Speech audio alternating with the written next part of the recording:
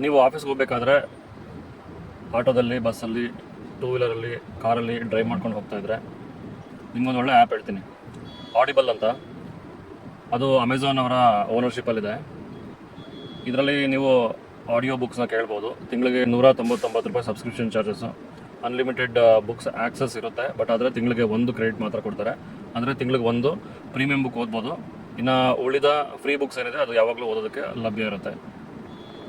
ನೀವು ಬೆಳಿಗ್ಗೆ ಅರ್ಧ ಗಂಟೆ, ಸಂಜೆ ಅರ್ಧ ಗಂಟೆ ಏನಾದರೂ ಟ್ರಾವೆಲ್ ಮಾಡ್ತಾಯಿದ್ರೆ ನಿಮಗೆ ದಿನ 1 ಗಂಟೆ ಸಿಗುತ್ತೆ. ಆ 1 ಗಂಟೆಯಲ್ಲಿ ನೀವು ಸಾಮಾನ್ಯವಾಗಿ ಬುಕ್ಸ್ ಒಂದು 6 ರಿಂದ 7 ಗಂಟೆ ಆಡಿಯೋ ಬುಕ್ಸ್ ಇರುತ್ತೆ. ನೀವು ದಿನ 1 ಗಂಟೆ ಆಡಿಯೋ ಬುಕ್ಸ್ನ ಕೇಳಿದ್ರೆ ಒಂದು ವಾರದಲ್ಲಿ ಒಂದು ಬುಕ್ನ ಮುಗಿಸ್ಬೋದು. ಸೊ ಆ ಥರ ಹೋದರೆ ತಿಂಗಳಿಗೆ ಒಂದು 3 ರಿಂದ 4 ಪುಸ್ತಕ, ವರ್ಷಕ್ಕೆ 30 ರಿಂದ 40 ಪುಸ್ತಕನ ನೀವು ಓದಿ ಮುಗಿಸ್ಬೋದು.